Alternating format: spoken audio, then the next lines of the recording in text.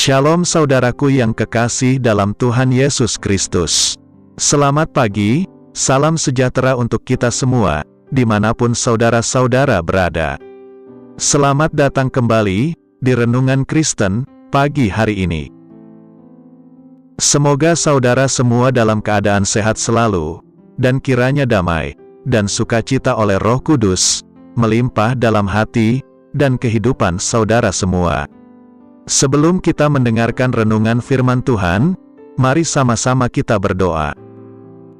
Bapa kami dalam kerajaan sorga, Bapa yang mulia, ajaib, dan penuh kasih sayang. Bapa yang kami muliakan, di dalam nama Tuhan Yesus Kristus, kami mengucap syukur Tuhan, oleh karena perlindungan-Mu di sepanjang malam, hingga pagi hari ini, kami boleh bangun dengan tubuh yang sehat, kuat, dan diberkati Tuhan. Pada pagi hari ini, kami mau mendengarkan firman-Mu, berbicaralah ya Tuhan, jamah hati kami, berikan kami pengertian, untuk dapat memahami firman-Mu, dan dapat kami lakukan di sepanjang kehidupan kami. Terima kasih Tuhan, dalam nama Tuhan Yesus kami berdoa. Amin. Saudaraku, ayat renungan kita pada pagi hari ini, terdapat dalam kitab Injil Matius pasal 25, ayat 14-30, yang berbunyi demikian. Sebab hal kerajaan sorga, sama seperti seorang yang mau bepergian ke luar negeri, yang memanggil hamba-hambanya, dan mempercayakan hartanya kepada mereka. Yang seorang diberikannya 5 talenta, yang seorang lagi 2, dan yang seorang lain lagi 1, masing-masing menurut kesanggupannya, lalu ia berangkat. Segera pergilah hamba yang menerima 5 talenta itu, ia menjalankan uang itu, lalu beroleh laba 5 talenta.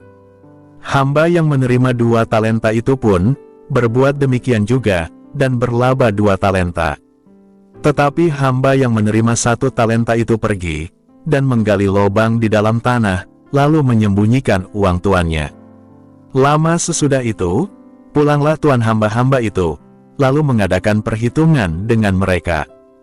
Hamba yang menerima 5 talenta itu datang, dan ia membawa laba 5 talenta. Katanya, Tuan, 5 talenta Tuan percayakan kepadaku. Lihat, aku telah beroleh laba 5 talenta. Maka kata tuannya itu kepadanya, baik sekali perbuatanmu itu, hai hambaku yang baik dan setia, engkau telah setia dalam perkara kecil, aku akan memberikan kepadamu tanggung jawab dalam perkara yang besar. Masuklah, dan turutlah dalam kebahagiaan tuanmu. Lalu datanglah hamba yang menerima 2 talenta itu. Katanya, Tuan, 2 talenta Tuan percayakan kepadaku. Lihat, aku telah beroleh laba 2 talenta. Maka kata tuannya itu kepadanya, baik sekali perbuatanmu itu, hai hambaku yang baik dan setia, engkau telah setia memikul tanggung jawab dalam perkara yang kecil, aku akan memberikan kepadamu tanggung jawab dalam perkara yang besar. Masuklah, dan turutlah dalam kebahagiaan tuanmu. Kini datanglah juga hamba yang menerima 1 talenta itu, dan berkata, Tuan, aku tahu, bahwa Tuan adalah manusia yang kejam, yang menuai di tempat di mana Tuan tidak menabur, dan yang memungut dari tempat di mana Tuan tidak menanam. Karena itu, aku takut, dan pergi menyembunyikan talenta Tuan itu di dalam tanah. Ini, terimalah kepunyaan Tuan. Maka jawab tuannya itu, hai kamu, hamba yang jahat dan malas, jadi kamu sudah tahu, bahwa aku menuai di tempat di mana aku tidak menabur, dan memungut dari tempat di mana aku tidak menanam. Karena itu, sudahlah seharusnya uangku itu kau berikan kepada orang yang menjalankan uang, supaya sekembaliku, aku menerimanya serta dengan bunganya. Sebab itu, ambillah talenta itu daripadanya, dan berikanlah kepada orang yang mempunyai 10 talenta itu. Karena setiap orang yang mempunyai, kepadanya akan diberi, sehingga ia berkelimpahan. Tetapi siapa yang tidak mempunyai, apapun juga yang ada padanya, akan diambil daripadanya. Dan campakkanlah hamba yang tidak berguna itu ke dalam kegelapan yang paling gelap, di sanalah akan terdapat ratap dan kertak gigi. Saudaraku, Dalam pembacaan firman Tuhan hari ini, Tuhan memberikan sebuah perumpamaan. Ada seorang tuan yang kaya raya, mau bepergian ke luar negeri. Ia memanggil 3 hambanya, dan memberikan kepada mereka modal usaha. Yang pertama, mendapat 5 talenta, yang kedua 2 talenta, yang ketiga 1 talenta. Kemudian tuan mereka kembali, dan masing-masing hambanya menghadap untuk memberi pertanggungjawaban. Yang pertama dan kedua, memberikan laporan keberuntungan, sebab mereka telah bekerja giat. Mereka disambut dengan pujian, dan diberikan bonus. Yang ketiga, dihardik sebagai orang yang jahat dan malas. Sungguh menyedihkan nasibnya, sebab ia menyia-nyiakan kesempatan yang diberikan. Keberuntungan adalah dambaan setiap orang, dan hal itu adalah kehendak Allah bagi Anda.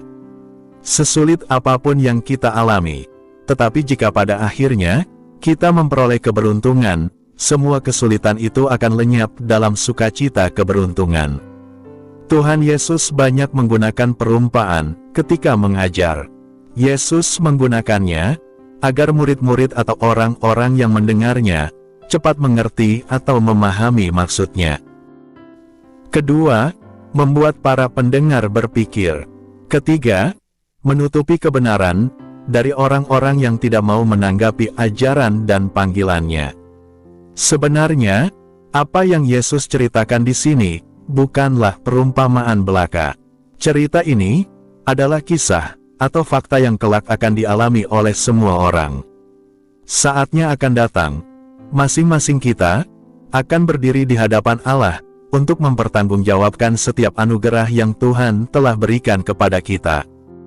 Perlu diperhatikan, pemberian talenta bukanlah diskriminasi atau mengistimewakan orang tertentu. Pemberian berdasarkan kemampuan masing-masing. Jadi, Tuan ini tahu persis kemampuan setiap hambanya, dan pujian yang diberikan kepada mereka bukan berdasarkan jumlah atau besarnya pencapaian mereka, melainkan berdasarkan kebaikan dan kesetiaan. Talenta berbicara tentang semua kemampuan, waktu, sumber daya, dan kesempatan yang diberikan Allah kepada Anda untuk melayani Dia di bumi ini. Talenta ini harus dikelola dengan baik dan dipertanggungjawabkan. Tentu kita ingin mendapatkan pujian dari Tuhan sebagai hamba yang baik dan setia. Untuk itu, apa yang harus kita perbuat? Yang pertama, maksimalkan potensi kita. Apapun pelayanan yang dipercayakan, lakukanlah semuanya dengan sebaik-baiknya dan dengan setia. Tidak ada pekerjaan yang terlalu kecil atau hina bagi Tuhan. Apapun yang dapat dijangkau oleh tanganmu, kerjakanlah semua itu dengan sekuat tenaga dan bersungguh-sungguh. Temukanlah potensi yang ada pada diri kita, dan tanyakan pada diri kita, apakah saya telah menggunakannya untuk Tuhan?